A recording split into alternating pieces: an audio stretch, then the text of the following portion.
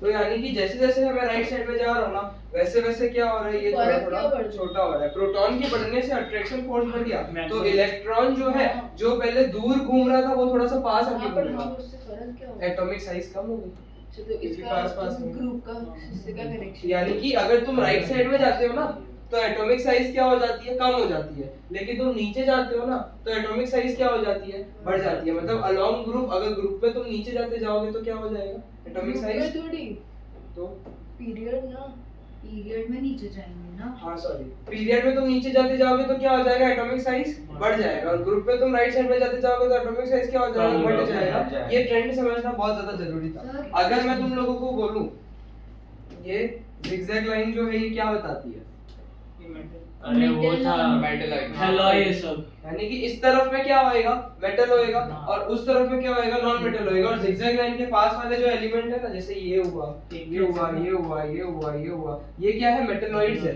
Metalloids की खास बात क्या है, ये मेटल्स की और नॉन मेटल्स की दोनों की प्रॉपर्टी शो कर देगा। ये मेटल की भी प्रॉपर्टी दिखाएंगे, नॉन मेटल की भी प्रॉपर्टी। अलॉय क्या होता है फिर? अलॉय को मिक्स कर दिया, मिक्स कर दिया, दो तीन मेटल को मिक्स कर दिया, ये एक अकेला एलिमेंट है, पर वो दोनों की प्रॉपर्टी दिखाता है, मेटल की भी नॉन मेटल की भी। अब तुम लोगों को क्या करना पड़ेगा, थोड़ा मेटल नॉन मेटल को डिटेल में समझना पड़ेगा। सर गोल्ड हो गया ना फिर मेटल आगे? नहीं, गोल्ड मेटल में ही है अभी। सर डाउट, बोलो। वो प्रोटॉन्स बीच में रहते हैं, तो प्रोटॉन्स जितने बढ़ेंगे उतना अट्रैक्टिव फोर्स बाहर होता है, तो प्रोटॉन्स बढ़े हुए उतना अट्रैक्ट करेंगे अंदर, इसलिए वो शेल्स छोटे हो जाते हैं, इसलिए साइज साइज कम हो जाता है, और जितने कम प्रोटॉन्स उतना कम अट्रैक्शन फोर्स। तो थोड़े दूर है। अच्छा, तो वो सब में ऐसा है कि नीचे जाएंगे तो इलेक्ट्रॉन के सेल ही बढ़ गए, नीचे जाने में तो इतने सारे सेल बढ़ गए कि उसकी वजह से साइज। हाँ नहीं, प्रोटॉन से मिलेगा, सेल बढ़ गए बहुत सारे। एक सेल में तो 5 इलेक्ट्रॉन, 6 इलेक्ट्रॉन, 7 इलेक्ट्रॉन, कितना भी पर घुमा। दूर होएगा तो हाँ। अट्रैक्शन फोर्स कम हो जाएगा, इसके कारण होता है रिएक्शन। हां तो अगर ये वीडियो वगैरह तो होता है ये लाइक नीचे आता है तो नीचे जाएगा तो थोड़ा रिएक्टिव तो होगा। इलेक्ट्रॉनिक रेडियस के जो डिटेल्स हैं और हां तो हमें काय तो मैं सर बोले उसको मैं वो बन देता हूं, मतलब ऐसे वो तो समझने के लिए मैंने बोला, पर ऐसे डिपेंडेंसी है तो सिलेबस में साइज की वजह से लाइक एटॉमिक मैटर को कम करेगा, इसलिए वो रिएक्शन कर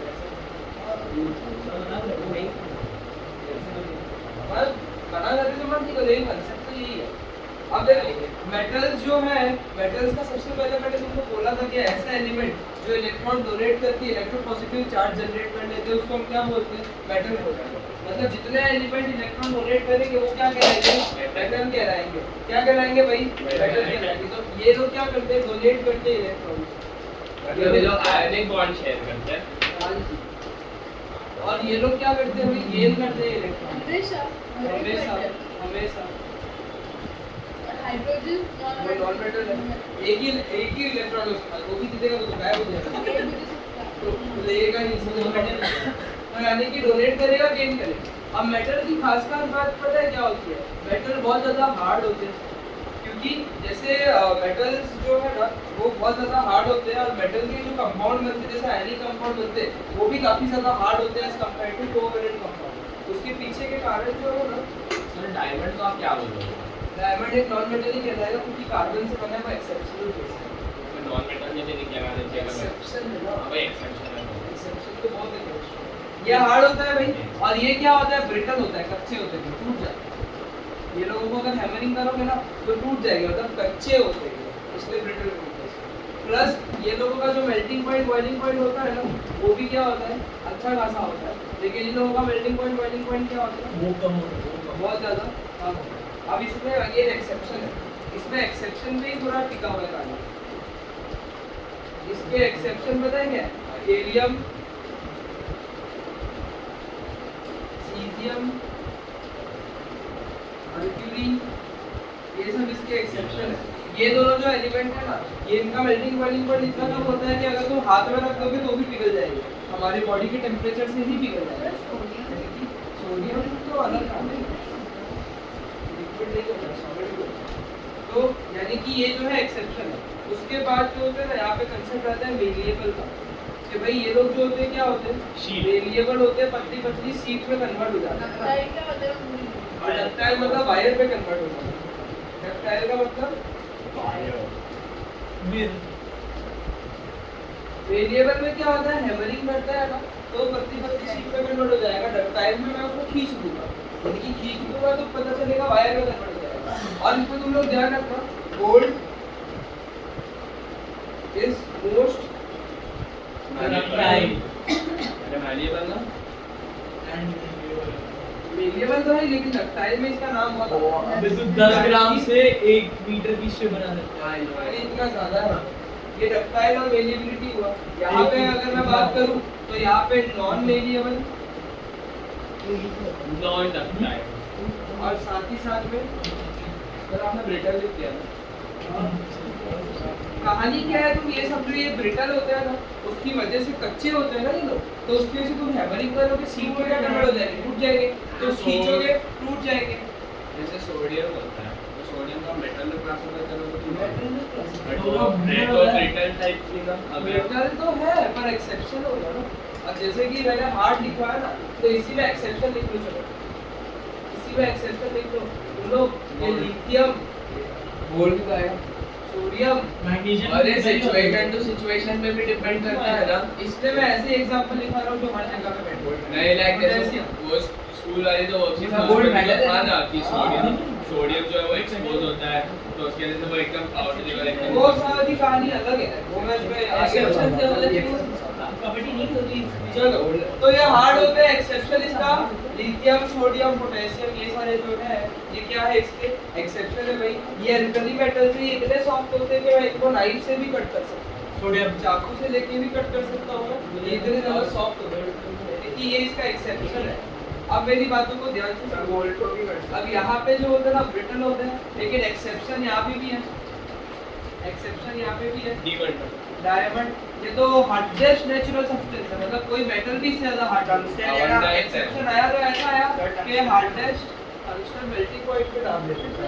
एक्सीडेंटल टूटता नहीं है हैमर से मारने हाँ, it is abundant hardest natural ये लेजर कटिंग से होता है। हाँ कार्बन से बनाया नहीं है, ये किससे बना है? कार्बन से। एशेज से भी बनता है सर। अबे पर मेन आदमी कार्बन। अब they are good conductor of heat. Sir ने कॉल कर दिया आपको चलेगा? Good thermal and electrical conductivity. भाई ध्यान देना, ऐसे ध्यान दो कि अभी याद हो जाए। Good thermal and electrical conductivity. हाँ लिखो ना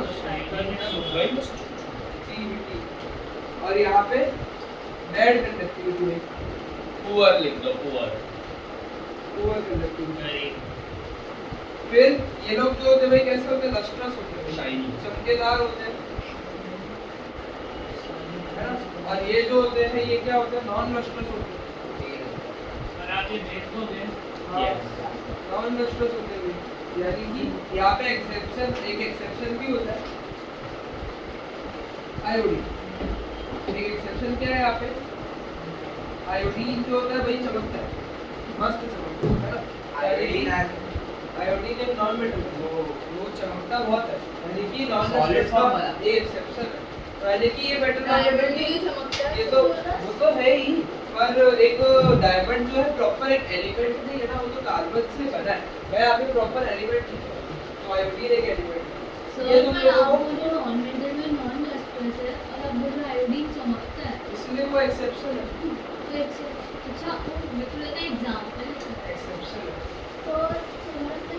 फिर आयोडीन लगाते नहीं सोलरस भी टक टक करने पे आवाज करेंगे नहीं, यानी कि अगर तुम लोग उसको किसी हार्ड चीज से हिट करोगे ना तो टन करके आवाज आएगी। तो दे आर सोलरस आल्सो और दे आर नॉन सोलरस। अभी का तो पता नहीं भाई, हमारे टाइम पे जब हम स्कूल जाते थे ना तो वो घंटी होती थी, वो घंटी बजाते थे। हाँ। हमारे टाइम में तो घंटी से अगर 2 बार टंग टंग बजाई तो यानी पीरियड चेंज हो गया, फिर टंग टंग टंग टंग टंग टंग बजाई तो रिसेस हो गई करके, और बाद में वापस टंग टंग टंग बजाई तो छुट्टी हो गई करके, ऐसा। हमारे टाइम पे तो कोई ऐसा माने नहीं की होता। छुट्टी वो इसके पास में तो कोई भी जाके कर सकता है। वही हमारे टाइम पे एक ही में है। हम तो भाई बिना टाइम देखे ही निकल जाते हैं। तुम्हारे तो इतनी टेक्नोलॉजी, हमको तो टाइम पता नहीं होता था ना कि क्या हो रहा है क्या अरे नहीं। सनग्लास सूरज ऐसे हमें टाइम में मिलता था, टाइम देखा है। पोलर स्टार सर आपके टाइम पर तो चलो ये हुआ। अब इसके ना कुछ रिएक्शन समझने पड़ते हैं भाई। अब देखो जैसे मेटल है भाई, मेटल अच्छी खासी रिएक्टिविटी शो करते हैं। मेटल और ऑक्सीजन मिलकर मेटल ऑक्साइड बनाएंगे भाई। मेटल पानी के साथ भी रिएक्ट करता है और पानी के साथ की भी रिएक्शन की यहाँ पे ना बहुत सारी खामी है। तो मैं एक बात सुन, ये ना मैं तुमको थोड़ी सी हिस्ट्री बता रहा हूँ कि जब रिएक्टिविटी सीरीज बनाई गई थी ना तो बहुत सारे रिएक्शंस करवा के पता किया गया था कौन ज़्यादा रिएक्टिव है कौन कम रिएक्टिव है। अब जैसे कि रिएक्टिविटी सीरीज जो है ना, अरे जब बम जैसा फट गया तो बम वो सब कुछ ध्यान रख के बनाया। कैटरीना ने कार मांगी, ऑल्टो फरारी, फिर भी हमें क्यों सिल्वर ऑडी मिली सिल्वर ऑडी। क्यों मिली या हिली क्या मिली से मर्क्यूरी है। अरे तो बोला है तो ये तो वो रिएक्टिविटी सीरीज तो यहाँ पे जो मेरी बात समझो, ज्यादा रिएक्टिव वही है जो कम टेम्परेचर में रिएक्ट करे। मैं बहुत जल्दी लाइन बोल देता हूँ कभी कभी। ज्यादा रिएक्टिव कौन है? जो कम टेम्परेचर में भी रिएक्शन करके दिखाए। हाई टेम्परेचर में हीट देने से तो सब लोग रिएक्ट कर जाते हैं, पर ज्यादा रिएक्टिव कौन कहलाएगा? जो कम टेम्परेचर में क्या करके दे, रिएक्शन करके दे, तो यानी कि वो कहलाएगा हम लोगों के रिएक्टिव है। तो यानी कि जब हम लोग एक्सपेरिमेंट कर रहे थे पानी के साथ रिएक्शन करवा रहे थे ना, तो हमने देखा कि कुछ ऐसे मेटल्स हैं जो कि कोल्ड वाटर के साथ भी रिएक्ट कर जा रहे हैं। किसके साथ रिएक्ट कर जा रहे हैं? कोल्ड वाटर के साथ। ये मेटल जो है कोल्ड वाटर के साथ रिएक्ट कर रहे थे, लेकिन ये मेटल कोल्ड वाटर के साथ रिएक्ट नहीं कर रहे थे। तो हमको पता चला कि ये मेटल्स जो है ना, ये सबसे ज्यादा रिएक्टिव है आपस में। फिर हम लोग नॉर्मल वाटर लेकर आए। कोल्ड वाटर इतना कम टेम्परेचर है फिर भी रिएक्शन होगा, मतलब बहुत रिएक्टिव है। फिर हम नॉर्मल वाटर लेकर आए। नॉर्मल वाटर में आरुष और पानी वाला नॉर्मल वाटर में इन लोगों ने रिएक्शन मार दी। फिर मैंने देखा हॉट वाटर लाया, हॉट वाटर में रिएक्शन मारी 2-3 लोगों ने। फिर स्टीम लेकर आया, फिर रिएक्शन और हुई। कुछ लोग ऐसे थे जो रिएक्ट ही करेगा, ना कोल्ड वाटर में ना हॉट वाटर में ना, ध्यान दे रहा है टेम्परेचर फंसोगे। नॉर्मल वाटर बोला था, ना कोल्ड वाटर में ना नॉर्मल वाटर में ना हॉट वाटर में ना स्टीम में। तो हमने इसको क्या समझा सबसे कम रिएक्टिव है, ये सबसे कम है। पानी के साथ ये लोग रिएक्ट नहीं करता। एक दूसरे का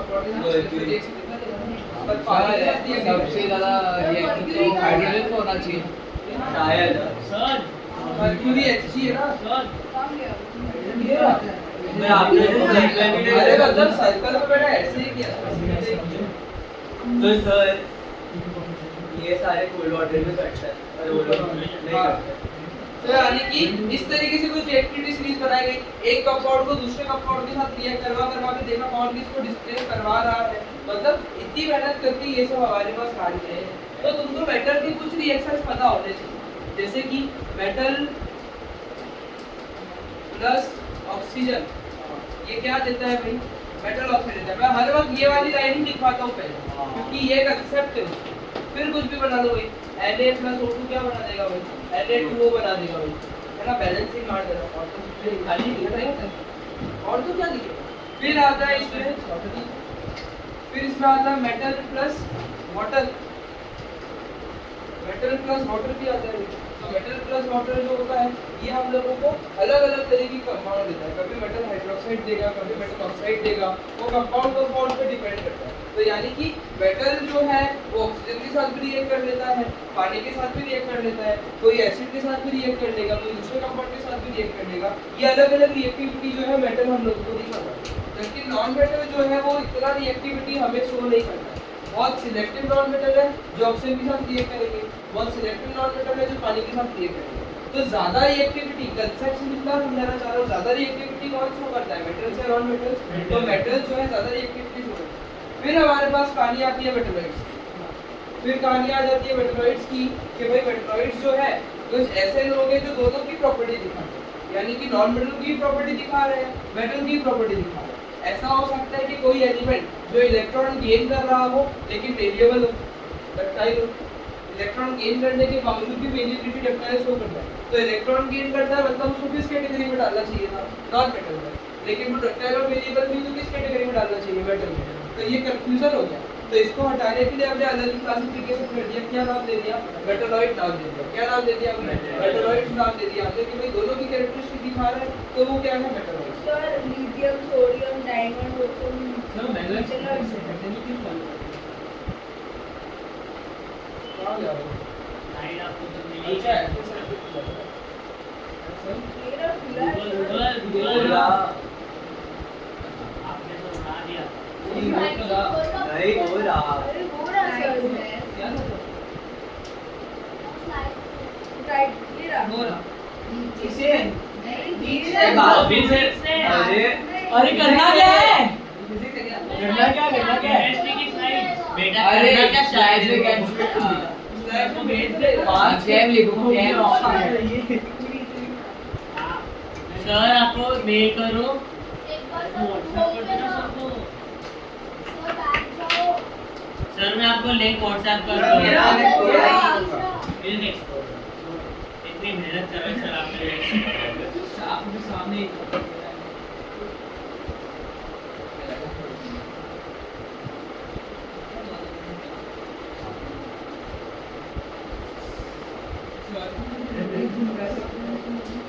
सर स्लाइड नंबर 26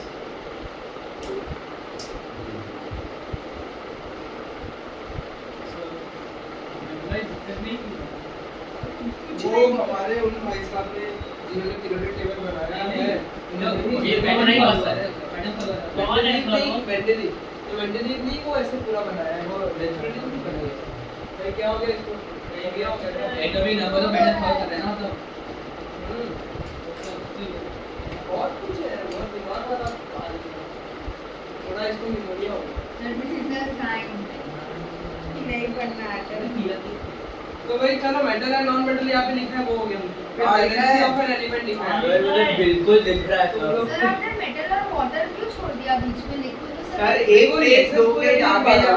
अरे क्या है? रिएक्शन सर एक दो पेज आगे अरे जाओ। आपके में काली स्लाइड्स क्यों नहीं आ रही मेटल हाइड्रोक्साइड और मेटल ऑक्साइड। सर एक दो पेज आगे जाओ आ जाएगा। इनमें तो आ रही है सर, इनमें तो आ रही है, पिछले वाले में नहीं आ रही है। आ तो गया। नहीं सर ये चीटिंग है ये मैं किस तारीख को? बहुत दूर है। काम बोले चलो ना तुम्हें ऐसे ही समझ लो, वैलेंसी ऑफ एन एलिमेंट लिखा है। वैलेंसी में तुमको पता है ना भाई वैलेंसी क्या होती है, कितने इलेक्ट्रॉन डोनेट कर सकता है या गेन कर सकता है। वैलेंसी एक ऐसा पॉइंट है जिसका डेफिनेशन तुमको याद रखना पड़ेगा। तो combining capacity of an element is called valency of an element. यानी कि कितने इलेक्ट्रॉन डोनेट गेन करके कंबाइन ही तो होगा, किसी के साथ जुड़ेगा ही तो सही, कंपाउंड ही तो बनाएगा। तो यानी कि हम लोग क्या बोलते हैं, combining capacity of an element is called its valency. भाई कितने इलेक्ट्रॉन डोनेट करके या कितने इलेक्ट्रॉन गेन करके वो क्या कर रहा है, कंपाउंड बना रहा है, तो उसको हम क्या बोलते हैं, वैलेंसी बोलते हैं। अब देखो यहाँ पे इसके बाद तुमको दिया हुआ है एटम एलिमेंट मॉलिक्यूल, इनके बीच का डिफरेंस और कंपाउंड मिक्सचर इनके बीच का डिफरेंस तुमको बोला है। तो देखो वैलेंसी में एलिमेंट है इलेक्ट्रॉन मतलब capacity of an element element किसी एलिमेंट की कंबाइनिंग कैपेसिटी होगी ना, क्योंकि किसी एलिमेंट के पास एक इलेक्ट्रॉन ज्यादा है, दो इलेक्ट्रॉन ज्यादा है, एक दो इलेक्ट्रॉन कम है, तो एलिमेंट ही दिखते हैं। ये कंबाइनिंग कैपेसिटी किसी भी एलिमेंट की दूसरे एलिमेंट के साथ। तो इसकी अच्छी डेफिनेशन बनाने के लिए तुम ये भी लिख सकते हो, the combining capacity of an element in order to achieve noble gas configuration या फिर in order to achieve stability is called its valency. की कंबाइनिंग कैपेसिटी कितने इलेक्ट्रॉन डोनेट या गेन करके स्टेबिलिटी अचीव करता है। मेन तो पर्पस क्या है, स्टेबिलिटी नहीं है ना। तो स्टेबिलिटी कितने इलेक्ट्रॉन डोनेट गेन करके अचीव हो रही है, वो क्या कहलाती है भाई? Hello hello. क्या कहलाती है भाई? वैलेंसी कहलाती है। अब तुम लोग मेरी बात को ध्यान से समझो, ये एटम एलिमेंट कंपाउंड मॉलिक्यूल ये सारी चीजों में फर्क समझ लो बहुत अच्छे से, वरना बहुत सारे आंसर में गए हो, बहुत सारे। तो देखो यहाँ पे मिक्सर अलग से। अब देखो एलिमेंट जो होते हैं, एलिमेंट क्या होते हैं भाई, जिसमें एक ही तरीके का एटम होता है ना। एलिमेंट क्या होता है जिसमें एक ही तरीके का एटम होता है, जैसे हाइड्रोजन है, ऑक्सीजन है ना, और सोडियम है, पोटेशियम है, ये लोग के पास क्या है, एक ही तरीके के एटम है। इसमें जैसे हाइड्रोजन का गैस तो सिर्फ हाइड्रोजन का एटम मिलेगा, ऑक्सीजन का एटम मिलेगा, ये है। तो इसको एलिमेंट बोलते हैं। कंपाउंड क्या बोलते हैं भाई, वो आयनिक कंपाउंड, टू एन कंपाउंड आपने देखा ना, H2O है ना, और NaCl है, क्या होगा made up of, Definition साथ में होती है। डेफिनेशन से तुमको तरीका से मिल जाएगा, उसका तो क्या ही बट सर अभी लाया नहीं था, GPC कर रहे थे। किसी का करना गाड़ लोगे है। उसकी और इसकी तो आज है, मैं आपने बोला कल और लोगों को नहीं जाना होगी तो कहाँ और अच्छी तो चीज हमने लिया ही नहीं पूरा लिया मैंने, अच्छा नहीं लगा इसलिए छोड़ दिया। H2O, NaCl, आपने फिर बोला अच्छा क्या बोलते हैं KOH, ये सारे लोग क्या है भाई, ये सारे लोग कंपाउंड है। अब ये एटम और मॉलिक्यूल के बीच का फर्क है, मतलब मिक्सचर एटम दो में हो जाता है, मतलब हाँ कंबाइन हो जाते, दो एलिमेंट आ जाते हैं फिक्स प्रोपोर्शन में, अगर आ जाते हैं तो वो क्या कहलाता है, कंपाउंड कहलाता है। देखो मैंने एक इंपॉर्टेंट वर्ड का यूज करा है, दो एलिमेंट फिक्स्ड प्रोपोर्शन में आना और वो केमिकली कंबाइन होते हैं, ऐसे ही नहीं रखे थे, केमिकली कंबाइन होते हैं, वो कंपाउंड है। कंपाउंड और मिक्सचर में पता है क्या फर्क है, मिक्सचर में भी दो तीन लोग हैं, कंपाउंड में भी दो तीन लोग हैं, लेकिन कंपाउंड में फिक्स्ड रेशियो में होते हैं और केमिकली कंबाइंड होते हैं, कोई बॉन्ड होता है उनके बीच। लेकिन हमारे पास मिक्सचर में केमिकली कंबाइंड नहीं है, वही वही डाल दिया, जैसे घेर होमोजेनियस घेर में लगा रखी थी तो ऐवी डाल दी थी, चटनी ज्यादा कम कर सकता हूं मैं। अब पानी के अंदर हाइड्रोजन ज्यादा कम कर दूं, एक ऑक्सीजन बढ़ा दूं और उसको मिला के हाइड्रोजन पेरोक्साइड मर गया आदमी। तो यानी कि यही कहानी है। आपने समझाया था H2 भी तो कंपाउंड ही होता है। लिख सकता हूं मैं उसको भी, यहाँ पे अगर बहुत स्पेसिफिक जाओ तो यहाँ पे सिर्फ हाइड्रोजन लिखूंगा, समझे। तो कहने का मतलब क्या है, कंपाउंड और मिक्सचर में तुम लोग मेन फर्क समझे, कंपाउंड मिक्सचर में मेन फर्क समझे भाई। कंपाउंड में फिक्स्ड रेशियो होता है, केमिकली कंबाइंड होता है, मिक्सचर में फिक्स्ड रेशियो नहीं होता, केमिकली कंबाइंड सही होगा। अब कंपाउंड का भेल मिक्सचर का एग्जांपल भेल हो गया है ना, और तो कुछ नहीं है। सब भूख लगी दालपूरी चल भूख लगी यार, मत करो यार ये सब। इसमें बोला केमिस्ट्री में ही तुम्हारे स्कूल में भेल का एग्जांपल है। ट्रेल में सॉइल एयर ये सब कह सकते थे, ये पूरी बिल्डिंग अब देखो कंपाउंड जो है वो किससे बनता है, हेलो, मॉलिक्यूल से बनता है, यानी कि पानी के अंदर पानी के मॉलिक्यूल्स है। लेकिन फॉर एग्जांपल सोडियम जो है, सोडियम का एटम होता है, यानी कहने का मतलब क्या मैं बोल रहा हूँ कि जो एलिमेंट होते हैं उनका स्मॉलेस्ट पार्टिकल क्या होता है, एटम, और जो कंपाउंड होते हैं उनके स्मॉलेस्ट क्या होते हैं, मॉलिक्यूल होते हैं भाई। तो ये तुमको फर्क समझना बहुत ज्यादा जरूरी है। कंपाउंड के स्मॉलेस्ट चीज मॉलिक्यूल, जैसे पानी का मॉलिक्यूल होता है, पानी का एटम नहीं होता है, सॉल्ट का मॉलिक्यूल होता है क्योंकि कंपाउंड है ना वो। तो कंपाउंड की छोटी चीज को मॉलिक्यूल बोला जाता है और ये एलिमेंट की छोटी चीज को क्या बोला जाता है, एटम बोला जाता है। तो बोलो oxygen atom, hydrogen atom, sodium atom, water molecule, sodium chloride molecule. यानी कि तुम लोगों को बस यही फर्क समझना है। अब देखो ये जो एक सेकंड, कंपाउंड और मॉलिक्यूल के बट बीच में सर क्या बट एटम से कंपाउंड और मॉलिक्यूल के बीच में क्या डिफरेंस है? मॉलिक्यूल से जुड़ जुड़ी कंपाउंड है, यानी कि molecule is the smallest unit of the compound और atom is the smallest unit of element. दूसरी भाषा में element is made up of atom और compound is made up of molecules. But sir element से atom से element बना है, element से तो कंपाउंड बना तो नाम चेंज कर दिया sir, element element atom is made of- पर वो एटम जुड़े हुए इसलिए मॉलिक्यूल बोला है ना। अब पानी में हाइड्रोजन, एक बात बता, पानी के अंदर हाइड्रोजन और ऑक्सीजन अलग अलग है, नहीं नहीं साथ में ना जुड़े हुए इसलिए मॉलिक्यूल अलग अलग होते तो एटम बोलता है, जुड़े हुए हैं तो उनकी आइडेंटिटी चेंज हो गई इसीलिए। अब देखो, अब एक बहुत जरूरी बात जो तुम लोग बहुत ज्यादा गलती किए थे भाई, प्योर और इम्प्योर सब्सटेंस में फर्क समझ लो। हो गया प्योर सब्सटेंस और इम्प्योर की कैटेगरी में कौन कौन से लोग आते हैं भाई। तो पहली बात तो तुम ये समझ लो कि इम्प्योर सब्सटेंस को ही मिक्सचर बोला जाता है, इम्प्योर सब्सटेंसेस को ही क्या बोला जाता है, मिक्सचर बोला जाता है। अभी जो प्योर सब्सटेंस है इसमें दो कैटेगरी है, एलिमेंट और कंपाउंड। एलिमेंट और कंपाउंड। और इम्प्योर में दो कैटेगरी वापस से आ गई, homogeneous heterogeneous mixture, homogeneous heterogeneous.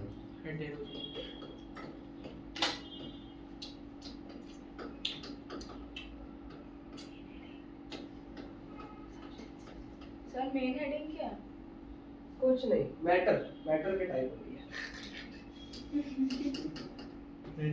तो यानी कि ये कुछ इस तरीके से यहाँ पे क्लासिफिकेशन यहाँ पे हमारे पास बन सकता है। अब एलिमेंट जो है तुम लोगों को पता है, कंपाउंड तुम लोगों को पता है, होमोजेनस हेटेरोजेनस भी पता है भाई, यूनिफॉर्म कंपोजिशन होता है, इसमें यूनिफॉर्म कंपोजिशन नहीं होता है, सीधा सिंपल सी हिसाब किताब है और कुछ भी काफी नहीं। सब क्या हैंडराइटिंग इतनी अच्छी कैसे हो गई?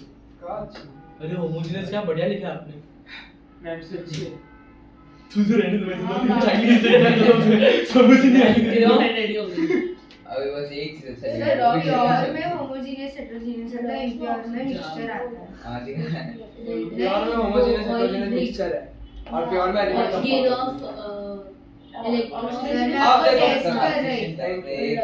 आयनिक और कोवैलेंट कंपाउंड भाई बहुत इंपॉर्टेंट टॉपिक होता है। आयनिक और कोवैलेंट कंपाउंड इसके स्कूल में ऊपर करा ना दिया। क्वेश्चन कंपाउंड बहुत सारे बनते हैं। बॉन्डिंग। सर ये स्कूल में करा हाँ, तो दिया। कंपाउंड बॉन्डिंग में एक ही हाँ बात तो है। कोवैलेंट तो छुप रहा है ना। रखना सर कोवैलेंट तो वो 4 वाले होता है ना वैलेंसी में। जो शेयरिंग करते हैं। छुप रहा है तुझे पूछा। अच्छा हाँ मैं पूछा नहीं। मैं बोल रहा हूँ ना। हाँ, मेरे काम में है जाती है। पता है।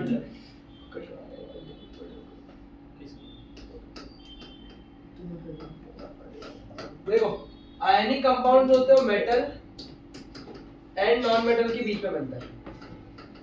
आयनिक कंपाउंड जो है वो किसके बीच में बनेगा? मेटल और नॉन मेटल के बीच में बनेगा। और कोवैलेंट कंपाउंड जो है ना वो नॉन मेटल बना देता है। Non metal and non metal आपस में बना देते हैं। आयनिक कंपाउंड में क्या होता है ना, अपोजिट चार्जेस प्रेजेंट होते हैं, यानी कि अपोजिटली चार्ज्ड आयंस जो होते हैं ना वो साथ में मिलकर क्या बनाते हैं? आयनिक कंपाउंड बनाते हैं। तो अपोजिट चार्जेस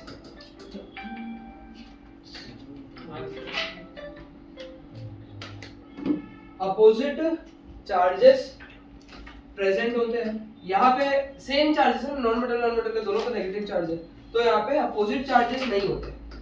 अपोजिट चार्जेस यहाँ पे प्रेजेंट नहीं होते हैं। फिर अब अपोजिट चार्ज प्रेजेंट होने के कारण पता है क्या होता है? अपोजिट चार्ज प्रेजेंट होने के कारण ये लोगों का जो फोर्स ऑफ अट्रैक्शन होता है क्या होता है? ज्यादा। फोर्स ऑफ अट्रैक्शन बहुत ज्यादा, मतलब इंटरमोलिकुलर फोर्स ऑफ अट्रैक्शन ज्यादा है। और यहाँ पे फोर्स ऑफ अट्रैक्शन क्या है? हेलो कम। हाँ। सर मुझे ऐसा बोला जाता है, ऐसा बोला जाता है कि ये लोग जो होते हैं ना ये वीक वेंडर वॉल्स फोर्स से जुड़े हुए हैं। ये बस एक्स्ट्रा इंफॉर्मेशन है कि वीक वेंडर वॉल्स से इस नाम की फोर्स से इस नाम की फोर्स से ये लोग जुड़े हुए होते हैं और ये नेचुरल फोर्स होती है ऐसा माना जाता था। लेकिन तो इससे स्ट्रांग भी होता अभी है। इमोशनल हो जाऊंगा, मजा ले लो। सुना इमोशनल हो जाएंगे। मैं जरा इमोशनली क्यों करूंगा? समझेगा कि भावना को दिक्कत नहीं है। सर अपोजिट चार्ज तो इसलिए फोर्स ऑफ अट्रैक्शन ज्यादा था। हाँ, और देखो अपोजिट चार्जेस है इसलिए फोर्स ऑफ अट्रैक्शन ज्यादा है, इसीलिए मेल्टिंग पॉइंट बॉइलिंग पॉइंट ज्यादा होता है इनका। और इनका मेल्टिंग पॉइंट बॉइलिंग पॉइंट क्या होता है?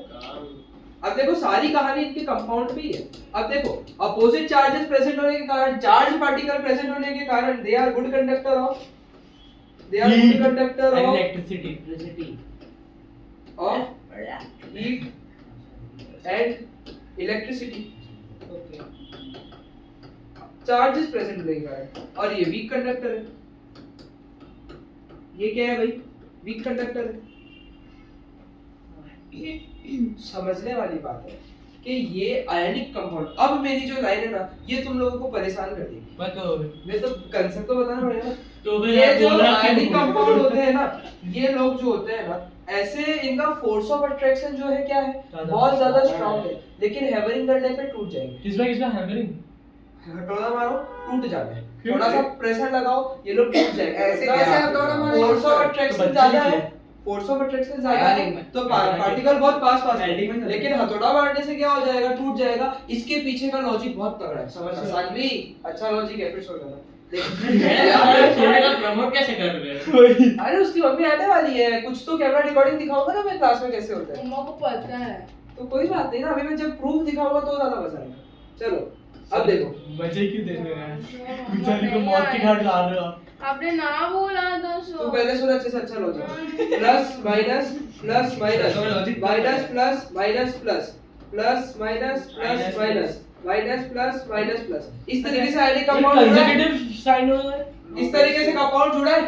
थोड़ा ध्यान देना मेरी बातों पे। यहाँ पे क्या होगा, अगर तुम हैमरिंग कर रहे हो ना, समझ लो कि इन दो लाइन पे तुमने क्या करा, हैमरिंग करा, ये क्या हो जाएगा, थोड़ा सा नीचे आ जाएगा ना, एक बार फोर्स करने पे थोड़ा सा नीचे आएगा, थोड़ा सा नीचे आते ही पॉजिटिव के बाजू में ये पॉजिटिव, ओह डैम भाई मैं क्या पॉजिटिव के बाजू में क्या आएगा, ये पॉजिटिव आ जाएगा और पॉजिटिव चार्जेस पॉजिटिव के नीचे पॉजिटिव आने के कारण, पॉजिटिव के बाजू में पॉजिटिव आने के कारण क्या हो जाएगा, रेपेल, और नीचे करने पे सिर्फ देखो ये वाले पॉजिटिव के सामने ये वाला पॉजिटिव आ गया, ये नेगेटिव के सामने भी नेगेटिव आ गया, मुझे नहीं समझ ये पॉजिटिव के सामने पॉजिटिव आ गया। इस तरीके से आयनिक कंपाउंड है। अगर मैंने इन दोनों पे हैमरिंग की तो थोड़े से नीचे तो आएंगे ना, एक बार थोड़ा फोर्स करने का, थोड़ा सा नीचे आते ही पॉजिटिव के सामने पॉजिटिव आ गया, नेगेटिव के सामने नेगेटिव आ गया, ये पॉजिटिव के सामने पॉजिटिव, सेम चार्जेस बाजू में आ गए, रेपेल मार जाएगा, टूट जाएगा, सेम चार्जेस बाजू में आने के कारण, तो यानी कि they are little bit weak, brittle बन जाएंगे। हाँ, स्ट्रॉन्ग फोर्स ऑफ अट्रैक्शन है लेकिन फिर भी क्या है, ये ब्रिटल है। वहां पे ऐसा कुछ आ नहीं, वहां पे ऐसा ब्रिटल ऐसा कुछ भी नहीं लिखता, यहाँ पे स्पेसिफिक वहाँ पे भी तो ब्रिटल ही होगा ना। वहां पे तो फोर्स ऑफ अट्रैक्शन ही बहुत सर ज्यादा ब्रिटल है। लिखो कि नहीं? उसमें कुछ भी मत लिखो, इस पे लिखो जो लिखो, ये एक एडिशनल पॉइंट है जो सिर्फ आयनिक पे पढ़ा जाता है। तो सर और मस्त बात बता दूं, किसी को मत बताना, सॉल्यूबल इन वाटर, ये तो रिकॉर्ड एक सॉल्यूबल इन वाटर, सही से रिकॉर्ड हो गया। YouTube पे जा रहे हैं तो ये तो सेट हो गया, ये बोलो यार कार्तिक आ रहे थे तुम ये सॉल्यूबल इन वाटर। तो यानी कि ये आयनिक कोवलेंट के बीच की इतनी अच्छी बातें हैं, और हर एक के पीछे रीजनिंग है। अब मैं क्वेश्चन पूछ लूं, why do ionic compound have higher melting point, तुम क्या लिखोगे, because of higher force of attraction due to oppositely charge particles, sir doubt, covalent में क्यों कुछ लिखा नहीं ब्रिटल? क्योंकि उसमें ऐसा कुछ दबाव कमजोर आती है। क्या कुछ तो लिखो। कौन कमजोर है सर? सर कुछ तो Weak लिखो force of फिर। attraction। नहीं ऐसे वीक फोर्स ऑफ अट्रैक्शन की तरह फोर्स ऑफ अट्रैक्शन कम है, हाँ। तो यानी कि हो गया, उसमें कुछ भी नहीं आता है, ठीक है। इसको एक बार ध्यान से रीड करो भाई, इसको कर लिया। एक बार ध्यान से रीड करो, इसमें से अभी क्वेश्चन पूछूंगा। देखिए वाला दबा नाम नहीं समझदार MgO है ना, मैग्नीशियम ऑक्सीजन। सर इसको बैलेंस करें A B C करके। नहीं बुखार तो नहीं है, इतना तो नहीं और है। आगे की तरफ से सर ऐसा लग रहा है आप ना कोई लड़की आपको रिकॉर्ड करी उसका बुखार चेक कर रहे हैं। मतलब ऐसा कुछ भी बोल रहे हो। एक मिनट क्या बोला तू? क्या अरे क्या बोल सॉरी रही आपको थी? समझ नहीं आया। वो क्या होता है? हाँ पता चल रहा है आज। Mg plus O2 क्या दे देगा? Mg Balance करेगा। फिर तुम लोग क्या कर लोगे? और कॉम्बिनेशन रिएक्शन कैसे लिख सकते हो? Decomposition। Na plus Cl लिख दो भाई, Na plus Cl2 लिख दो, क्या बना देगा? NaCl NaCl बना देगा। तो कॉम्बिनेशन रिएक्शन नहीं है। अब अगर मेरे को और चुन मची हुई है, इस कैल्शियम ऑक्साइड को मैंने पानी में डाल दिया, ये क्या बना देगा? कैल्शियम हाइड्रोक्साइड बना देगा। ओ यानी कि ये सारे क्या है, कॉम्बिनेशन रिएक्शन है, ये सारे क्या है, कॉम्बिनेशन रिएक्शन है। Plus उसके H2 बाद लिखो। दूसरे आते हैं ना भाई, सब हो गया। सर आप एक काम करो ना, आज केमिस्ट्री बता के उसका वो रिलेटेड। हाँ। बायोलॉजी को रोल हो रहा था। अरे यार और मैंने मेरा टाइम इसीलिए एकदम फ्री रखा है, 4:30 5 तक कोई काम नहीं रखा मैंने आज। सर आज बर्थडे पार्टी में उसके तो नाम काम है। तेरा बर्थडे अगले वाला नहीं बना तो मेरा बर्थडे क्या मर जाऊंगी क्या मैं? वो तो मम्मी डिसाइड करेगी। अरे सर, जाना आपने तो जाना है है। मैराथन में, ऐसे मत बोलो। कर भी जा- डिकम्पोजिशन, मुझे तो सर AB gives यूनिवर्सिटी जाना है। चलो चुप रहो। डिकम्पोजिशन रिएक्शन जो है ना, डिकम्पोजिशन रिएक्शन में क्या होता है, एक चीज टूट के 2-3 चीजें बन जाती है। ध्यान दे रहे हो? आवाज नहीं, आपस में आवाज नहीं। तो यानी कि एक चीज टूट के 2-3 चीज बन जाएगी। जैसे कि फॉर एग्जांपल H2O है, तो अगर तुम उसको इलेक्ट्रिसिटी दोगे, क्या दोगे भाई? इलेक्ट्रिसिटी दोगे। तो जैसे कि अपने इलेक्ट्रिसिटी में क्या पढ़ा था, रुको अभी इलेक्ट्रिसिटी, इलेक्ट्रोलिसिस नहीं होता। हाँ इलेक्ट्रोलिसिस होता है, बहुत सही।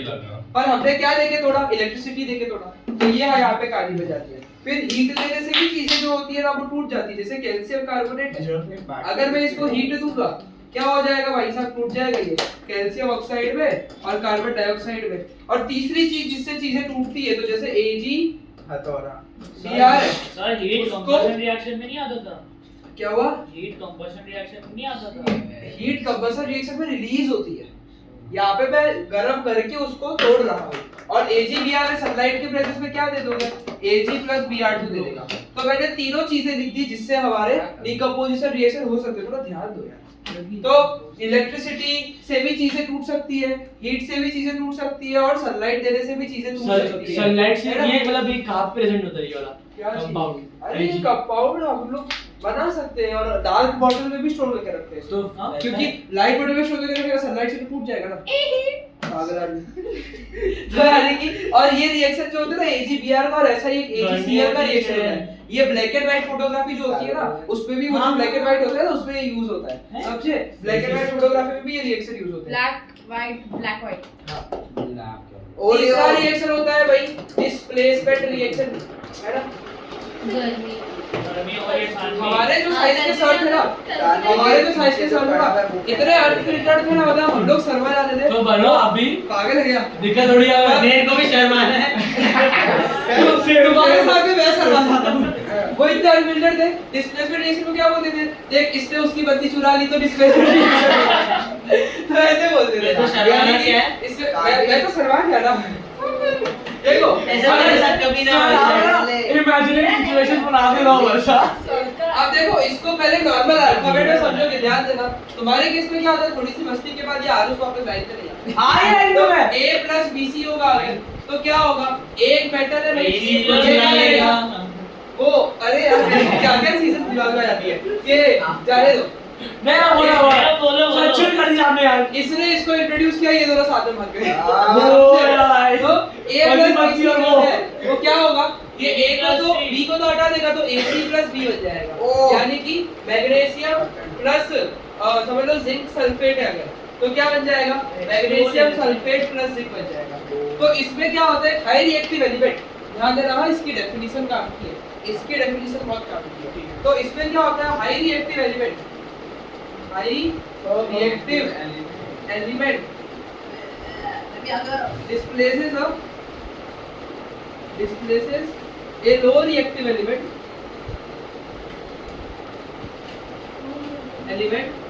from its compound। ये from its compound वर्ड के मार्क्स हैं elements. low reactive element from its compound, इसी को क्या बोलते हैं भाई साहब? डिस्प्लेसमेंट रिएक्शन बोलते हैं। इसके बाद जो आता है वो आता है double displacement reaction. Double displacement reaction में क्या देखने मिलता है? एक्सचेंज ऑफ आयन देखने मिलता है। क्या देखने मिलता है? यहाँ पे क्या देखने मिलता है? एक्सचेंज ऑफ आयंस देखने मिलता है। होता क्या है? AB प्लस CD जो है ये AD के साथ चला जाएगा, CB के साथ चला जाएगा। बहुत जरूरी बात बता रहा हूँ मैं, AD CB बनेगा, BC नहीं बनेगा। मेटल पहले लिखते, मेटल कर लिखते, यहाँ पे सब BC करते हैं। यहाँ पे उधर लिखते BC है लेकिन लिखते CB है। और देखो क्या बोला आपने? समझ गए अब। तुम गंदे लोग हो यार, छी। अरे यार क्या बोल रहे हो? सर आप तो रह सर आप कौन है sir? Sir India got OT latest बोल रहा था। तू भी था क्या लेटर? हां नहीं था। मैंने नहीं था। जाओ तुम भी आगे दिखाया मुझे। सुनने में आ रहा है, तो बताओ तो सही। अरे हाँ, यार और लेटेंट ही बैन हो गया। अरे यार अरे समझाना देखो पड़ेगा आया। हेलो देखो बस थोड़ा सा मस्ती करते हैं, देखो डिस्ट्रैक्शन हो गया। मैग्नीशियम सल्फेट है, अगर वो बेरियम क्लोराइड के साथ रिएक्ट कर रहा है अगर, है ना, तो क्या होगा? मैग्नीशियम क्लोराइड के साथ चला जाएगा और बेरियम सल्फेट के साथ रिएक्शन कर जाएगा। यानी आयंस के क्या हो गए? एक्सचेंज हो गए, है ना? इसका पॉजिटिव आयन इसका पॉजिटिव आयन इसके नेगेटिव आयन के साथ चला गया, इसका पॉजिटिव आयन इसके नेगेटिव आयन के साथ क्या चला। तो यानी कि क्या हुआ यहाँ पे? BaSO4 बना। और देखो मेरे को तो मजा आती है तो मैं एक डाउन एरो बना दूंगा प्लस, अरे पागल अरे ये डाउन है। ये डाउन एरो मतलब इनसॉल्युबल प्रेसिपिटेट बन गया। क्या बन गया? इनसॉल्युबल प्रेसिपिटेट बन गया, वो भी वाइट कलर का। क्यों? और वो सॉल्युबल हाँ वो सॉल्युबल है, ये इनसॉल्युबल है। तो तुम लोगों को पता है क्या बोलते हैं क्वेश्चन में? स्टेट लिखने के लिए बोलते हैं। कुछ प्रेसिपिटेट याद रखो। तो तुम लोगों को स्टेट लिखने बोलते हैं। तो देखो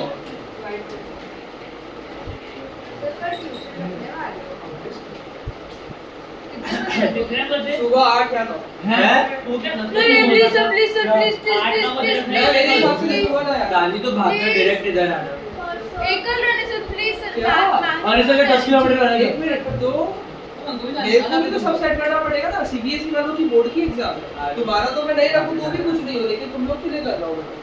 9 बजे 8 बजे 8 नहीं 9 रख दूंगा यार। 9 तो वो अरे तो तू लेट फिर आज चॉकलेट देनी पड़ेगी, फिर आज चॉकलेट देनी सर आप पड़ेगी। गंदे सर मैसेज का रिप्लाई सर, अभी भी- वो तो देता है, तुम लोगों को फिर चॉकलेट देगा। सर, मैं और विराज दोनों देखते हैं। आप मैसेज का रिप्लाई भी नहीं देते। कैंसिल नहीं नहीं बड़ी वाली नहीं चाहिए, नहीं करना, कैंसिल नहीं करूंगा। परेड तो अप्रोच देखो, तो ये जो रिएक्शन होता है ना, ध्यान देना, ये जो रिएक्शन होता है, this type of reaction is also called as precipitation reaction. इसको और क्या बोलते हैं भाई साहब, बोलो? प्रेसिपिटेशन रिएक्शन बोलते हैं, क्योंकि प्रेसिपिटेट बन गया यहाँ पे, क्या बन गया? प्रेसिपिटेट बन गया। वो वाटर साइकिल होता है, प्रेसिपिटेट यहाँ पे बना है, इसलिए प्रेसिपिटेशन रिएक्शन जो है क्या इतना क्लैरिटी आया? हेलो अबे आगे थोड़ा सीन हो गया चलो, उसके बाद अब मस्ती ज्यादा, तुरंत ध्यान कम हो गया। अब तुरंत ध्यान कम हो गया, इसलिए मस्ती करने का मन नहीं करता मेरे को थोड़ा सा भी। सर मुंह से सर ब्रेक बस मजाक मत कर यार अब देखो, रिडॉक्स रिएक्शन जो है, इसमें रिडक्शन और ऑक्सीडेशन दोनों होने देखने मिलेगा। यानी रिडक्शन भी देखने मिलेगा, साथ ही साथ क्या देखने मिलेगा, ऑक्सीडेशन भी हम लोगों को देखने मिलेगा। जैसे कि CuO को अगर मैं हाइड्रोजन के साथ रिएक्ट करा दूं तो ये Cu + H2O बनाएगा। तो यहाँ पे तुम देखो, CuO जो है वो Cu में रेड्यूस हो गया। क्या हो गया भाई साहब? रेड्यूस हो गया। H2O में क्या हो गया? ऑक्सीडाइज हो गया। चलिए करते कैसे सर डाउट। यहाँ पे देखना होता है, देखो ऑक्सीडेशन ये मैं हजारों बार लिखवा चुका हूँ, जी सर पर फिर भी लिखवा Oil देता हूँ। ring। बात तो पता है। ऑक्सीडेशन द्रव्य तो मुंह बंद करके ज्यादा लगेगा। ऑक्सीडेशन और रिडक्शन। वो गेन लॉस वाला ना हाँ, तो पहले तो अच्छा, यहाँ पे ऑक्सीजन जुड़ना और हाइड्रोजन हटना और ऑयल, मतलब loss of oxidation is loss of electron. समझे कि नहीं समझे? यहाँ पे क्या होता है, ऑक्सीजन हटना, हाइड्रोजन जुड़ना मतलब गेन, और यहाँ पे क्या होता है, रिग मतलब रिडक्शन इज गेन।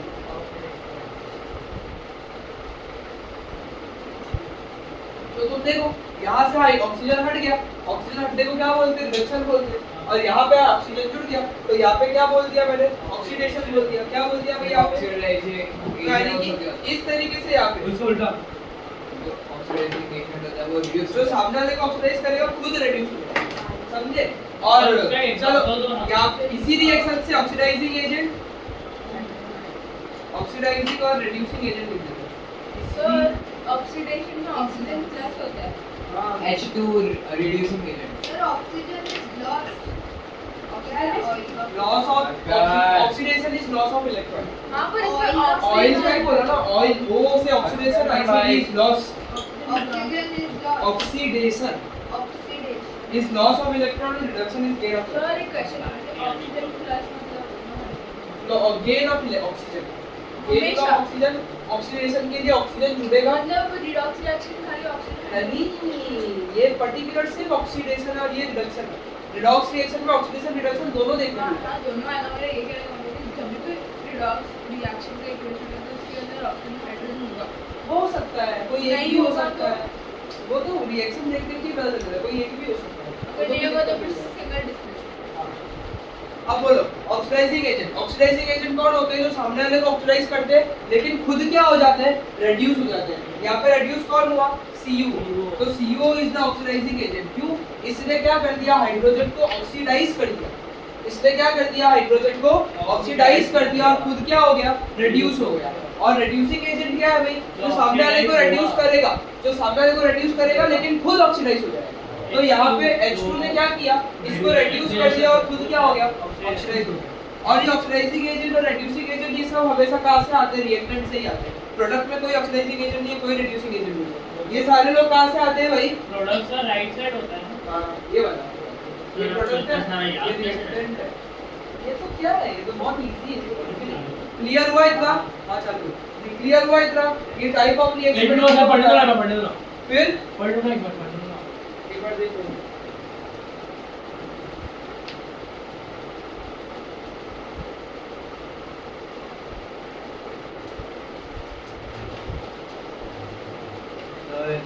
हो गया। और यहाँ पे हाँ आपने देखा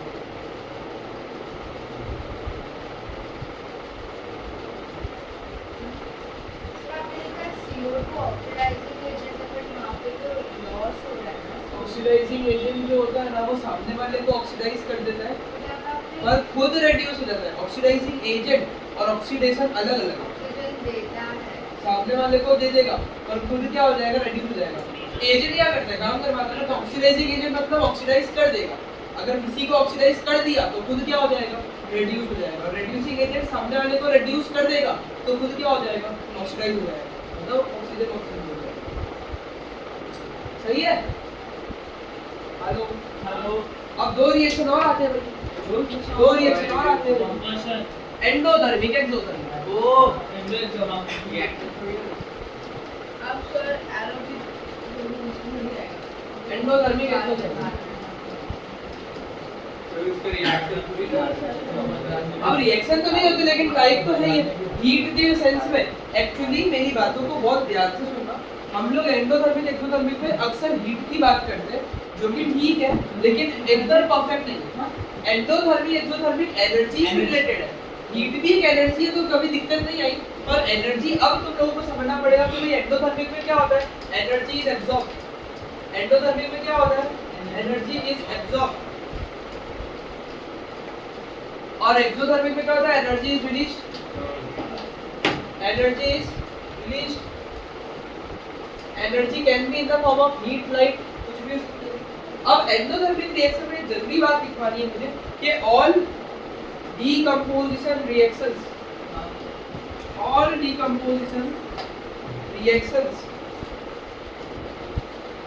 are endothermic। और जैसे कि हम केमिस्ट्री पढ़ रहे हैं तो जहाँ पे एग्जांपल है वहाँ पे एक्सेप्शन भी है। इसका एक्सेप्शन इधर है कि decomposition of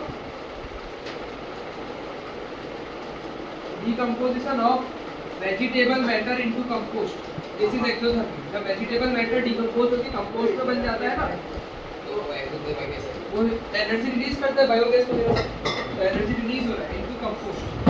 this is the only exception of decomposition कि वेजिटेबल मैटर कंपोस्ट में कन्वर्ट हो जाता है तो एनर्जी क्या होती है? रिलीज होती है।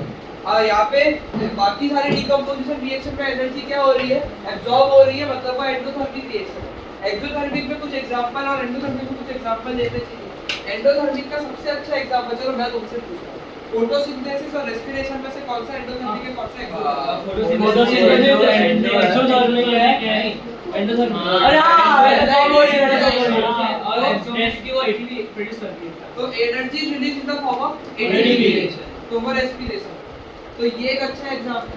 यहाँ पे और भी एग्जांपल लिख सकते हो जैसे burning of natural gas. Burning of natural gas, burning of fossil fuels भी हो गया। हाँ तो बर्निंग ऑफ नेचुरल गैस तुमको पता है ना भाई, मीथेन होती है, याद रख लेना। फिर बोलना मत कि नेचुरल गैस का फार्मूला हमें कैसे पता होगा, ये जनरल नॉलेज है। तो नेचुरल गैस मीथेन होती है CH4। तो CH4 + O2 this will give CO2 H2O और हीट और लाइट। हीट और लाइट सही है गलत है? लाइट का कोई फार्मूला हीट लाइट हीट और लाइट का कुछ नहीं है। तो this is example of exothermic. Exothermic में और भी बहुत सारे एग्जांपल हो सकते हैं। अगर मैं तुमको रास की बात बताऊं तो देखो, जब आप यहाँ पे थे ना, देखो यहाँ पे बहुत जोर से हीट लाइट का मन किया लेकिन मैंने लिखा नहीं। चल यहाँ पे भी हीट लिखने का मन किया लेकिन मैं लिखा नहीं। अगर एक बीकर में कैल्शियम ऑक्साइड दो, पानी डाल, एक बीकर में कैल्शियम ऑक्साइड लो, पानी डाल दो, बीकर गर्म हो जाएगा, एकदम मस्त हो जाएगा। यानी कि ये सब में हीट रिलीज हो रहा है। ऊपर भी मैग्नीशियम को जब जलाओगे, तुम लोगों ने कहीं तो देखा होगा व्हाइट डेजलिंग फ्लेम आती है, क्या? व्हाइट कलर की फ्लेम आती है मैग्नीशियम जब जलता है ना? कहीं पे तो देखा ही होगा मेरे को लगता है। तो यानी कि नहीं, व्हाइट कलर की आती है मैग्नीशियम में, व्हाइट डेजलिंग फ्लेम आती है ना? तो यानी कि व्हाइट कलर की फ्लेम आती है, वो पहले तुमको स्कूल में करवा था, सैंड पेपर से रब अप करने भी बोला यानी कि ये सारा चीज मैग्नीशियम में होती है ना? डिकम्पोजिशन में ऐसे रिएक्शन जो अगर तुम लिखना चाहो तो तुम लोग क्या लिख सकते हो, वही डिकम्पोजिशन रिएक्शन के एग्जांपल लिख सकते हो। ये AgCl है अगर, तो ये क्या होगा, ये सनलाइट के प्रेजेंस में क्या लेगा, Ag प्लस Cl ले लेगा। ठीक है, अब जो है ना एक दो बातें बोलता हूँ, ध्यान से सुनना। सोडियम, पोटेशियम, लिथियम, ये लोग जो है बहुत ज्यादा हाईली रिएक्टिव मेटल है। ये जो है कैसे मेटल है, बहुत ज्यादा हाईली रिएक्टिव मेटल है। तो ये लोगों को जो है ना हम लोग ऑक्सीजन में रखेंगे, ऑक्सीजन के साथ रिएक्ट करके आग लगा देंगे, पानी में डालेंगे, पानी के साथ रिएक्ट करके आग लगा देंगे। यानी कि क्या होगा यहाँ पे, यानी कि इन लोगों को ना ऑक्सीजन में रख सकता हूँ ना पानी में रख सकता हूँ। तो मैं इन लोगों को इनऑर्गेनिक जैसे केरोसिन हो गया, पैराफिन हो गया और पेट्रोल हो गया, इन लोगों के अंडर में रख सकता हूँ मैं, जिससे क्या होगा उन लोगों में आग लगेगी। दूसरी चीज जैसे मैंने दो कंपाउंड बताया, AgCl का एक मैंने सनलाइट का एग्जांपल दिया, एक AgBr का पीछे सनलाइट का एग्जांपल दिया था। ये दोनों कंपाउंड जो है ना, they are stored in dark coloured bottles. इनको डार्क कलर की बॉटल में स्टोर करके रखते हैं, क्योंकि अगर ऐसे नॉर्मल ट्रांसपेरेंट बॉटल में रखा होगा तो सनलाइट के साथ रिएक्ट करके रिएक्शन हो जाएगा, कंपाउंड चेंज हो जाएगा। तो यानी कि AgCl और AgBr जो होता है ना, they are kept in dark coloured bottles. अगर मैं तुम लोगों से एग्जांपल के बारे में बहुत ज्यादा बातें करूं, H2O in the presence of electricity, ये जो है ना, ये जो बातें मैं कर रहा हूँ ना, ये बहुत जरूरी बातें कर रहा हूँ, छोटी छोटी बातें होती है जो बेसिक अंडरस्टैंडिंग होती है, लेकिन हम लोगों को इतना समझ नहीं आता है, उसी की बातें कर रहे हैं। ये H2 प्लस O2 देता है, इसको बैलेंस करो तो सर, इसको बैलेंस करो, यहाँ पे 2 डालूंगा मैं और यहाँ पे 2 डालूंगा, हो गया। तो यहाँ पे तुम लोग देखो, इन दिस रिएक्शन हाइड्रोजन और ऑक्सीजन जो है वो रिलीज होंगे 2:1 के रेशियो में। तुम देखो 2 और यहाँ पे कुछ नहीं तो 1। हाइड्रोजन गैस जो रिलीज होगी it will be double of oxygen gas, तो यानी कि ऑक्सीजन गैस के डबल रिलीज होगी, ये एक ऑब्जर्वेशन है। तो एक मेरे को बात बताना, सोच के बताना, बहुत सोच के बताना, कैथोड पे कौन सी गैस लिबरेट हुई होगी, एनोड पे कौन सी गैस लिबरेट हुई होगी, और अगर कैथोड एनोड कहां से आया पता नहीं चला तो बेवकूफ हो तुम। इलेक्ट्रोलिसिस हो रहा है, इलेक्ट्रोलिसिस हो रहा है तो कैथोड एनोड तो होंगे। तो कैथोड में कौन सी गैस रिलीज हुई होगी, एनोड में कौन सी गैस रिलीज हुई होगी, ये तुम मुझे सोच के बताओ। सर कैथोड एनोड का पॉजिटिव नेगेटिव। अब देखो मैंने बोला था एनायन नेगेटिव है तो एनोड पॉजिटिव है, एनोड पॉजिटिव। देखो मुझे भी अगर तुम ऐसे अचानक से पूछोगे ना सर कैथोड का चार्ज बताओ, मैं भी नहीं बता पाऊंगा। मैं क्या करूंगा, एनायन नेगेटिव होता है मतलब एनोड पॉजिटिव, अब एनोड पॉजिटिव है तो कैथोड नेगेटिव। अब बोलो तो कैथोड पे कौन सी गैस देखने मिलेगी, ऑब्वियसली हाइड्रोजन देखने मिलेगी। तो कैसे आइडेंटिफाई कि हाइड्रोजन पॉजिटिव है तो पॉजिटिव गैस ही नेगेटिव पे जाएगी ना, अपोजिट साइड पे जाती है, और ऑक्सीजन नेगेटिव गैस है वो कहां पे जाएगी, पॉजिटिव गैस पे जाएगी, पॉजिटिव टर्मिनल पे जाएगी। तो एनोड कैथोड पे ये गैसेस मिल रही है, ध्यान रखना इसका एकदम 2:1 के रेशियो में निकलता है। कैथोड पे ये गैस निकल रही है, एनोड पे भी क्या हो रहा है, O2 गैस निकल रही है। ये बातें जो है तुम लोगों को बहुत ध्यान से समझने वाली है। आपने चार्ज कैसे आइडेंटिफाई किया H2 और हाइड्रोजन पॉजिटिव होता है ना, H+ और O2-, और उसमें से पीरियोडिक टेबल में से हाइड्रोजन यहाँ पे 1 पे होता है तो पॉजिटिव चार्ज का होगा, और ऑक्सीजन 6 वाले में होता है तो यानी कि ऑक्सीजन नेगेटिव चार्ज का होगा। एटॉमिक नंबर 8 है ना, हां तो एटॉमिक नंबर 8 है तो 2,6 मतलब 2 इलेक्ट्रॉन लेगा तो नेगेटिव है। अभी कंप्लीशन लेगा तो आगे बढ़ना करो, आगे बढ़े नहीं है। अब तो हम लोग मतलब और आगे बढ़ गए, मतलब ये एक दो है तभी भी पर मैं उसका बस डिटेल में जा रहा हूँ। और अक्सर एनएससी वाला होता है, मैं एनएससीएल वाला नहीं बताऊंगा, हां इसी के बारे में उसमें कम से जाते हैं ना बीच में। हां सब बताऊंगा अभी देखो। एसिड तो H2O2 जो ये 2:1 के रेशियो में है, और कैथोड पे हाइड्रोजन गैस है, एनोड पे कौन सी गैस है भाई, ऑक्सीजन गैस है। और यहाँ पे जो सेटअप होता है ना, तो पानी में जो होता है ना थोड़ा सा एसिड डालना पड़ेगा। तुम पानी में इलेक्ट्रिसिटी नहीं चला सकते, थोड़ा एसिड डाल के कंडक्टिविटी बढ़ा देना उसकी, यानी कि थोड़े drops of acid are also used in this case to increase the conductivity. तो इसके बारे में थोड़ी सी बातें ज्यादा होती है। इतनी क्लियर हुआ तुम लोगों को, जितना क्लियर हुआ तुम लोगों को। अब तुम लोगों को ना 2-3 कलर जो है वो याद रख लेना है ना, 2-3 कंपाउंड के कलर याद रख लो। जैसे कॉपर सल्फेट है, कॉपर सल्फेट ब्लू कलर का होता है ना, FeSO4 है ये ग्रीन कलर का होता है।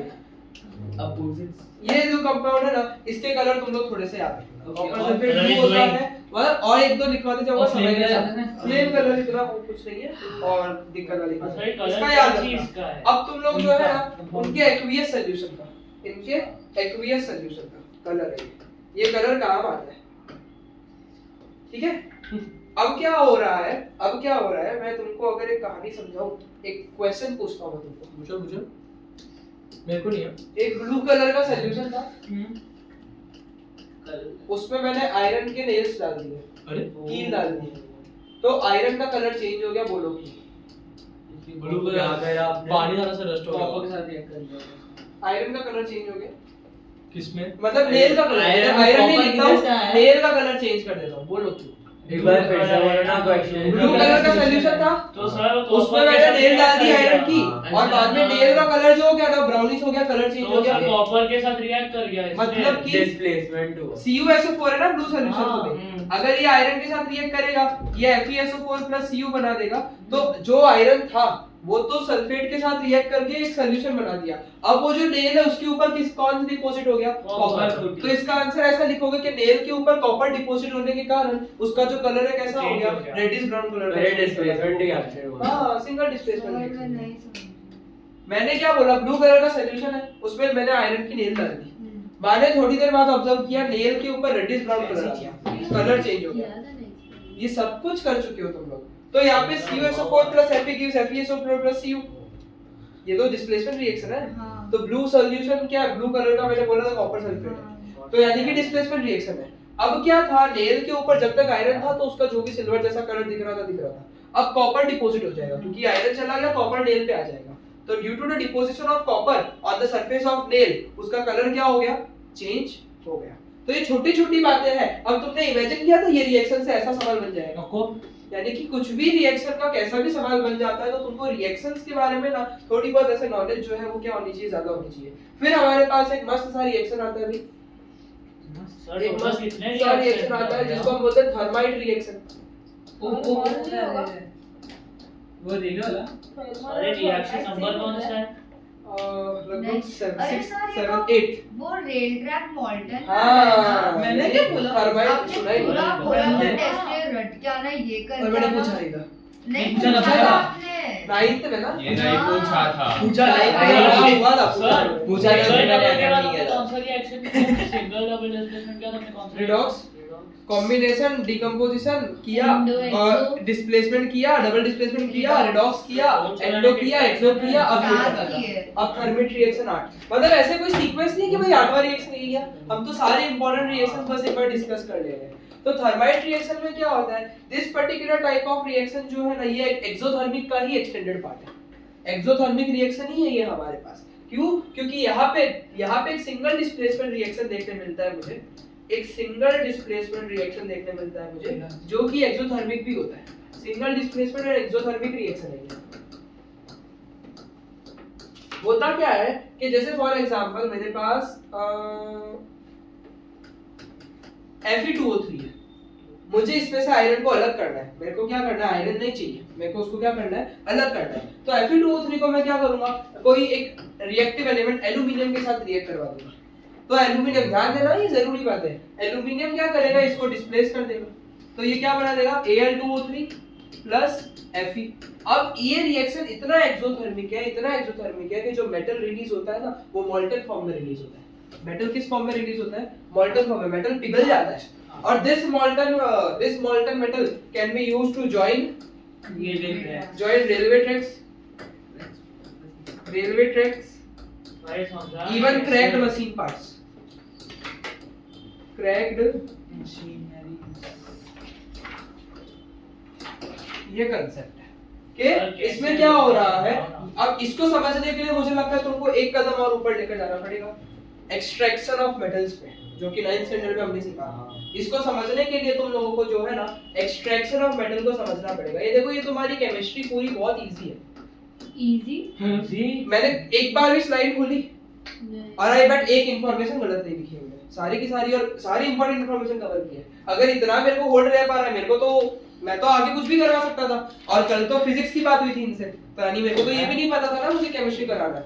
तो क्या कहना चाह रहा हूँ मैं, इतना होल्ड कैसे, क्योंकि इजी है। सर ये बेच रहा है ना तो हाँ, तुम लोगों को बस मेरे साथ फ्लो में चलना पड़ेगा। एक्सट्रैक्शन ऑफ मेटल है ना, अब एक्सट्रैक्शन ऑफ मेटल जो है ना 3 तरीके से हम करते हैं। 3 तरीके से करते हैं। पहले हमने क्लासिफाई कर दिया मेटल को हाई रिएक्टिविटी मेटल पे, और मीडियम रिएक्टिविटी या मिडिल रिएक्टिविटी मेटल पे, और लो रिएक्टिविटी मेटल पे।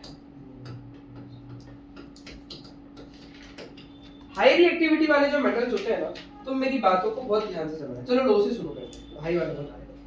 लो रिएक्टिविटी वाले जो मेटल्स होते हैं ना, ये लोग इतने रिएक्टिव तो होते नहीं है, तो कभी कभार हमें ये फ्री स्टेट में दिख जाते हैं, कभी कभी कंबाइंड स्टेट में मिल जाते हैं। एक्सट्रैक्शन ऑफ मेटल का मतलब क्या है कि जमीन से मेटल निकालना, और सिर्फ मेटल ही निकालना। पर ये लोग रिएक्टिव होते हैं, ये लोग आजू बाजू में किसी ना किसी के साथ रिएक्ट करके क्या कर लेते हैं, कंपाउंड बना लेते हैं। तो मुझे वो कंपाउंड में से क्या करना होता है, मेटल एक्सट्रैक्ट करना होता है। मुझे क्या करना होता है, उस कंपाउंड में से मेटल एक्सट्रैक्ट करना होता है। तो लो रिएक्टिविटी वाले मेटल जो है ना, ये इनमें इतना टेंशन वाला बात नहीं है। ऑलमोस्ट ये फ्री स्टेट में पाए जाते हैं, ऐसे ही मिल जाते हैं। जैसे सोना चांदी निकल रहा है अगर, तो भाई वो कभी किसी के साथ रिएक्टेड कंबाइंड फॉर्म में, कंपाउंड फॉर्म में नहीं देखने मिलता है। वो क्या होता है भाई, ऐसे ही निकल जाता है। तो यानी कि लो रिएक्टिविटी वाले जो मेटल होते हैं ना, इन केस कभी कंबाइंड फॉर्म में दिख गए तो एक ही आदमी है ऑक्सीजन, ऑक्सीजन के साथ रिएक्ट करके ऑक्साइड के फॉर्म में देखने मिलते हैं। तो यहाँ पे लो रिएक्टिविटी वाले जो होते हैं ना, वो ऑक्साइड के फॉर्म में मुझे देखने मिलते हैं।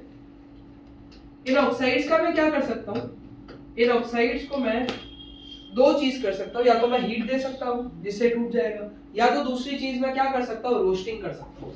दूसरी चीज में क्या कर सकता हूँ, रोस्टिंग कर सकता हूँ। ध्यान देना, रोस्टिंग करने से क्या होगा, ये ऑक्साइड जो है ये कन्वर्ट हो जाएगा किसी और में। लेकिन इसमें एक और कंसेप्ट है, ऑक्साइड के साथ साथ मुझे एक और फॉर्म देखने मिल सकता है, जो कि हो सकता है कोई सल्फेट वगैरह का, कि सल्फेट वगैरह मुझे मिल सकता है, तो मुझे देखना है। तो देखो इसको ना मैं क्लियर करता हूँ थोड़ा सा।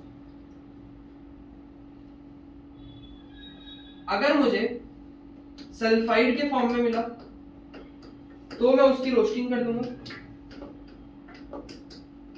रोस्टिंग करने के बाद मुझे वो ऑक्साइड में कन्वर्ट हो जाएगा। कैल्सिनेशन नहीं होगा? नहीं, और उसके बाद जो है उसमें से ऑक्सीजन हटाने के लिए मैं उसको रिड्यूस कर दूंगा और मुझे मेटल मिल जाएगा। ये फ्लो सबसे इजी और सबसे कैल्सिनेशन का वो मिडल में है भाई। अब मिडल रिएक्टिविटी वाले जो होते हैं ना, इनके 2 तरीके के और पाए जाते हैं। एक कार्बोनेट और के कार्बोनेट के फॉर्म में मिल सकता है, या तो सल्फाइड के फॉर्म में मिल सकता है। अगर कार्बोनेट है तो भाई साहब कैल्सिनेशन कर दो, कैल्सिनेशन क्या होता है साफ समझाऊंगा। और सल्फाइड है तो भाई साहब रोस्टिंग कर दो। ये दोनों को करने के बाद तुमको मिलेगा ऑक्साइड। उस ऑक्साइड से मेटल निकालना है अगर तुमको, तो रिड्यूस कर दो या डिस्प्लेसमेंट रिएक्शन कर दो, है ना। कैल्सिनेशन रोस्टिंग को देखते हैं, टेंशन नहीं करो। उसके बाद हमारे पास आता है हाई रिएक्टिविटी वाला आदमी। हाई रिएक्टिविटी वाले लोग जो होते हैं ना, ये लोग डिस्प्लेसमेंट रिएक्शन में जा नहीं सकते, क्योंकि ये इतने रिएक्टिव है। डिस्प्लेस इनको कौन कर पाएगा, ये कोई रिड्यूसिंग एजेंट से टूटेंगे नहीं, क्योंकि रिड्यूसिंग एजेंट इतने स्ट्रांग नहीं होते।